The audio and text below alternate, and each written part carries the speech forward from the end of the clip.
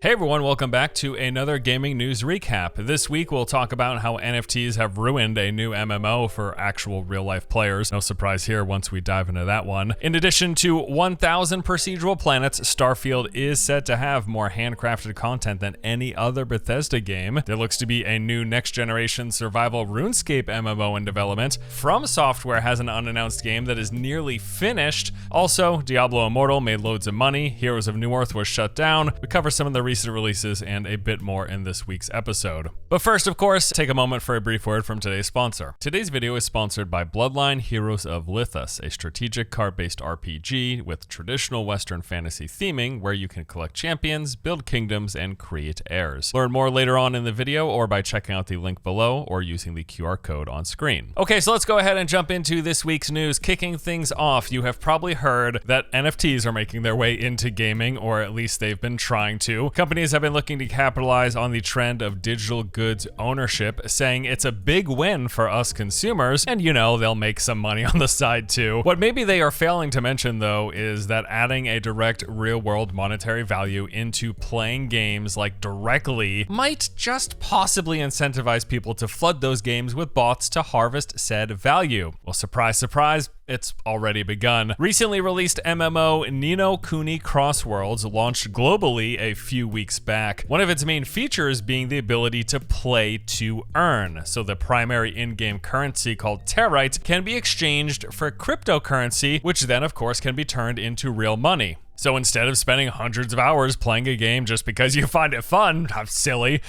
you could spend that time playing to make some real money. Play to earn, as it says. Yes, however, turns out things are not going so well for the actual humans who are looking to play. With the incentive of earning real hard cash, the game has been full to the brim with bots. Bots taking up spots on the servers, causing massive queues, bots in town creating all sorts of lag problems, bots flooding the economy with the items that they farm, so that the only way to keep up as a regular player is to either grind endlessly or, of course, you could swipe the card. Now, fortunately, the developer Netmarble has been taking steps to alleviate this issue. With all of the bots causing these long queue times, they have graciously presented players with the Daily Adventures Pass for just $7.99. You can skip the queue. Wow, that's great. This is a real thing. I'm literally dying here. All of this NFT integration layered on top of the typical MMO gear and currency grind has basically made things downright impossible for any actual players to get anywhere in this game. Not that a lot of you probably care. I'm sure most of you watching this haven't even heard of this game. And hey, who needs real players anyways when bots can farm items and make you money as far as the developer's concerned? Now, I don't want to neglect the fact here that games with digital markets that can somehow turn into real money have had issues with botting long before NFTs came along. Botters don't need the game to officially support it so long as third-party markets exist. For me, this goes all the way back to Diablo 2. I remember people buying and selling items online as a regular occurrence in that game. And that was happening even before D2. That's just my earliest personal recollection of it coming into a game that I played. But boy, I gotta say, the recent push for NFTs certainly isn't going to help the situation. And this most recent example is a clear indication. Whether or not you care about Ni no Kuni whatever the game is, whether or not you care about this game, this is a real consequence of NFTs being directly put into these games. Bots are going to go to those games because, of course, why not run a bot to farm real money for you if it's officially supported? You don't even have to worry about shady third-party sites. It's a no-brainer. Of course this is going to happen. So yes, with games officially supporting the sale of digital items through NFTs that can transfer into real money, this is going to become a regular occurrence if this continues to happen. Games being disrupted, if not outright destroyed, with bots flooding the market, taking up server space, so on and so on. Again, NFTs, not the cause of botting, they are just upping the incentive. During last week's Xbox Bethesda showcase, we got a ton of new details and information about Starfield. One particular quote from Todd Howard was getting a lot of attention, where he said that the game would include 1,000 fully explorable planets. Much of the commentary around this included questions like, how is this even possible? Or maybe even more so, how are those planets anything but empty and entirely unmemorable procedural worlds? 1,000 1,000 planets is already a handful to consider, even if it were fully handcrafted, if that were even possible. It isn't right now, but if it were. But the idea of just there being 1,000 planets to go about, people said, well, that is probably just going to be mindless and boring and nothing really to see. Well, speaking with IGN recently, Howard addressed this concern in saying, "We do a lot of procedural generation in Starfield, but I would keep in mind that we've always done that. It's a big part of Skyrim in terms of questing and some other things we do. We generated landscape using procedural systems, so we've always kind of worked on it. The Elder Scrolls 2 Daggerfall is one we look at a lot in terms of game flow, and we had been developing some procedural technology and doing some prototypes, and it really started coming to a head with Starfield in that we think we can do this."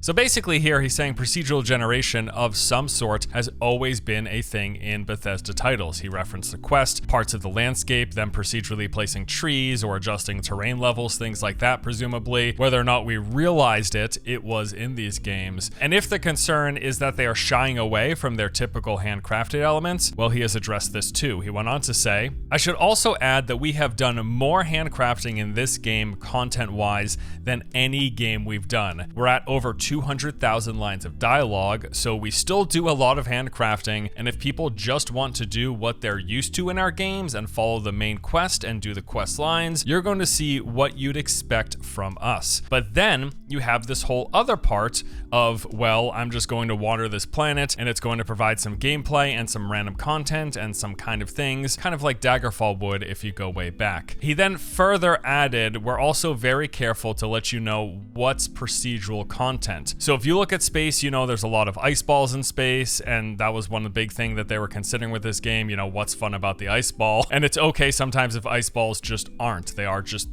there. They're just ice balls." So he said that they would rather be like, okay, you can land on this planet, there'll be some resources, you can survey it, check out some stuff, maybe you'll get into some fights, but in general, not a lot going on. And then you can say, okay, I'm gonna head back to one of these main planets that have like an installment in them and continue the main quest line. All of which to say, basically, that Starfield, yes, it will have the typical Bethesda content even more than any game we've played, but also there will be a whole lot of basic bland stuff because, you know, space is kind of basic and bland, and they also wanted to include that. I think so long as they are clear, like he's saying they will be, it's probably fine if we have all of our typical Bethesda game flow and gameplay experiences, bugs and all, but then there's also just some like resource planets that you just go and farm some stuff and maybe you set up a base. I suppose that's fine. But honestly, my personal concerns on Starfield go way beyond how many planets they have. I frankly just wasn't blown away with that gameplay showcase. Performance aside, even if performance was perfect, smooth, 140 plus FPS, no issues, whatever, even if all of that was good, just the actual gameplay and how enemies were reacting and the guns, it didn't look particularly especially great. I am expecting the usual laundry list of bugs and glitches and everything else that Bethesda comes packaged with their brand new titles. But you know what, as always, I will continue to remain hopeful because of course I'm going to play this game. It's the next major Bethesda title. I love Skyrim. I love the Elder Scrolls games before Skyrim, Morrowind, Oblivion, and Fallout is pretty cool as well. It's not my particular cup of tea, but I'm certainly interested in this. I am going to give it a look. And if there are only like 10 super cool planets and, you know, 990 resource planets that maybe modders can play with, I guess that's, you know, whatever. It is what it is. It's more Bethesda handcrafted content than ever before. So, all right, now we got a couple of in-development games that I wanted to touch on this week. First up, RuneScape's studio Jagex has a new game in development. They recently announced several new hires to the team who are going to be helping create, quote, an undiscovered Unreal 5 open-world survival game within the RuneScape universe, which aims to grow the franchise into new audiences on desktop and console platforms. Now, them hiring for this unannounced title was actually first discovered earlier in this year in February when Jagex posted openings for senior combat designer and senior games designer. Both listings said that they would be working on this new title on both the PvE and PvP combat elements, as well as also mentioning that the game was being built on Unreal Engine. I think it's also of note, though, that if you go back to 2018 with an interview with Jagex CEO Phil Mansell, he said that the studio was working on making what he called the next generation MMO built upon what they have learned from 17 years of RuneScape. Now, it's unclear whether this new survival crafting game that they just filled positions for is that MMO that they also talked about having in development. I am going to assume the answer is yes, but maybe they're just leaning more into the survival crafting aspect of it in terms of what they're talking about right now. Either way, I'm going to be interested to see what they deliver. You know, although the original old school RuneScape is beloved, Jagex's most recent games haven't exactly set the world afire. We'll see though. Also, I should note here that when they announced these new team members, they did say that we'll be getting some more details about this game sometime in the very near future. And he said that it's going to be like a whole new gameplay experience with really great visuals in the RuneScape world. So we'll see. Okay, next new game. While we don't have any idea of exactly what this game is going to be, apparently the next big FromSoft title is in the final stage of development. Like, the game is nearly done. In an interview with Japanese outlet 4Gamer, they have confirmed that their next title is nearly complete and that they in fact also have multiple games currently in development. So what is it? Well, again, we don't really know for sure. However, I should say earlier this year there were some leaks pointing to a new Armored Core game. Now, these came from a reported survey that included some screenshots and videos, and this idea is bolstered by the fact that back in 2016, in an interview with Miyazaki, he strongly suggested an Armored Core reboot was in the works. So here we are several years later. I think it's reasonable to think that they could be wrapping this up right now. Now, beyond whatever that game ends up being, Miyazaki confirmed that they're hiring for various positions because, again, they are working on multiple additional games on top of updates that they've got planned for Elden Ring in the coming months. And frankly, off the back of Elden Ring, I mean, I've been a fan of the FromSoft games of the Soul series for a long time, but especially off the back of Elden Ring, I'm super excited to see what they've got cooking up for us next. But wait, there is more in the unannounced in-development game news. Alien Isolation developer Creative Assembly is working on a sci-fi FPS in a brand new world as an entirely new IP. In a recent issue of Edge magazine, the company offered a few details on the project, which they've apparently been working on since 2018. They said that this new game boasts a drive for attention to detail and authenticity and commits to understanding the source material. However, as of now, we have no idea what that source material is, but it's going to be authentic. That much they have told us. And to quote here, when they were talking about this, they said, "It's our new IP and it's a world that we're creating, and of course, we're wringing our hands over it, and we really want to get it right. We want to understand what authenticity in a blue ocean or an open sky looks like." You've got a blank page in front of you. He's just saying, like, hey, they got a lot of creative freedom here, and so they're trying to remain authentic. We still don't know what they're being authentic to. It doesn't matter, whatever. There's a new game from the developers of Alien Isolation. So we got 3 new games in development, and I'm pretty excited about all of them. Let's talk about stuff I'm not excited so much about, and that is Diablo Immortal. So we get an update for you for Diablo Immortal this week. Hey, surprise, surprise, the money-printing mobile game has begun printing money. In its first 2 weeks, Immortal generated over $24 million in revenue. Some interesting info here when you look at the numbers specifically. The US, in terms of the number of accounts, only racked up 26% of all total global downloads. However, at the same time, they have spent 43% of that $24 million. Way to go. We're number one.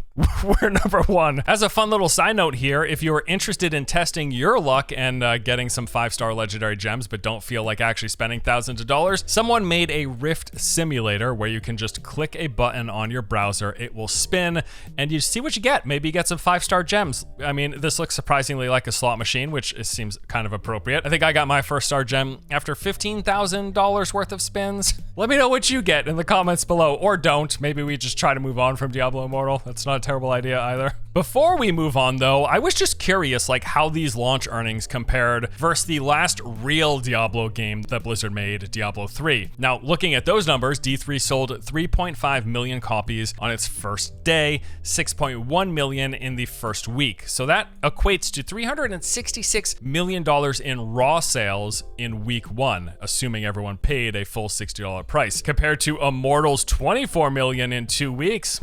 Seems like it's not doing as well. Although, you know, we're comparing raw sales versus revenue, so it's not a one-for-one comparison at all. I'm just saying. And now, if you look at the lifetime copies sold of Diablo 3, that's over 30 million copies, which again, assuming full price, is $1.8 billion in raw sales. Just ridiculous, man. Video games, huh? Although it sounds like it, I am not implying, by the way, that Immortal won't make way more money than Diablo 3 did, because I think it's highly likely it will. It's just, 24 million in the first 2 weeks kind of seems lower than I would have expected, but it's also a free-to-play game. D3 had its cost up front, and D3 also wasn't full of many ways to spend with psychological means of trying to get you to spend. So I'm sure Immortal will catch up sooner or later. Good luck to you guys. I hope you can do it. Although it's going to be a lot harder now that you are still not releasing in China. That's been put on hold, at least for the time being. We'll see. Here's some unfortunate news. Heroes of Newerth, that old MOBA that at one time did compete with League of Legends, well, it is no more. It is officially shut down earlier this week as of Monday, June 20th,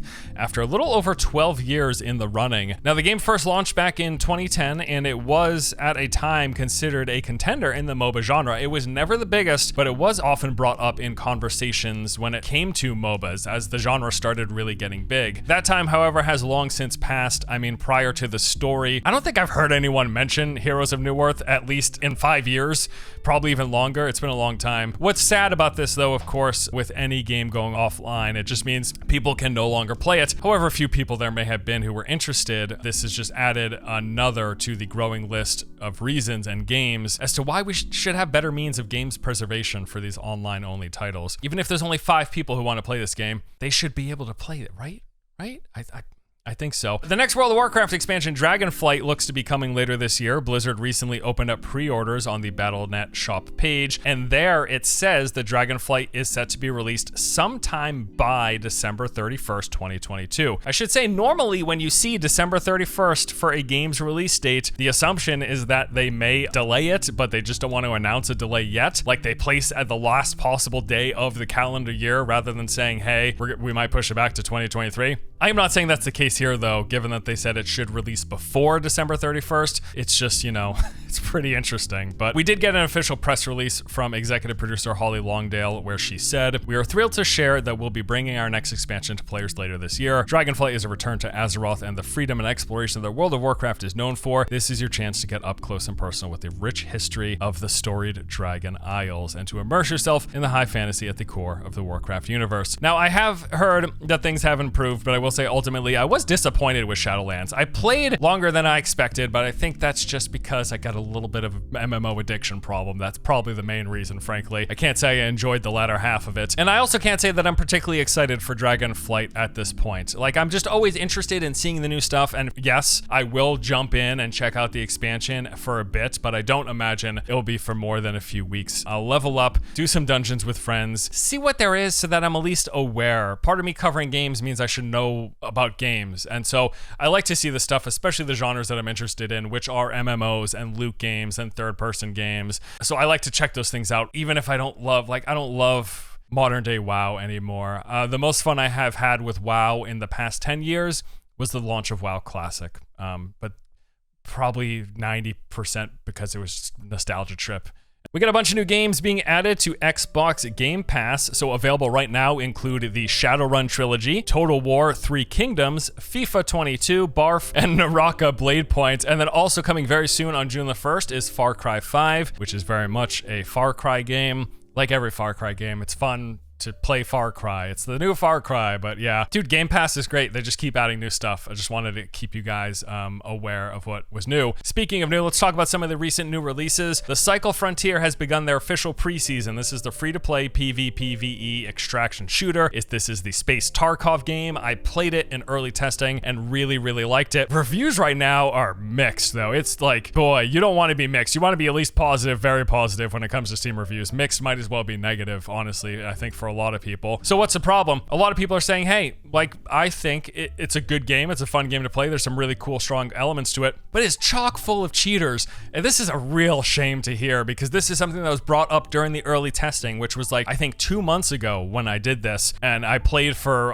multiple weeks, really had a good time. I played it a ton. I was hooked on it, with jumping in with my friend just about every day, not doing enough work because I was playing it so much, but there were cheaters, and we noticed it fairly regularly, even in the test. And so the fact that that has spilt over into launch, it's tough as a free-to-play game. Hopefully they can combat it, because I think they do have a decent game on their hands, but cheaters will ruin the experience, especially in a game where you lose everything when you die. So if you're dying to cheaters, that motivation to continue playing is going to just vanish, honestly. Raft is a survival game all about crossing the sea on a floating raft. Well, this has left early access and officially launched this week. You build a small raft, you go out, you gather materials from islands, you swim through coral reefs, deal with some animals, sharks, discover abandoned science facilities. This actually looks pretty darn cool. I'm gonna have to check this out if I have the time.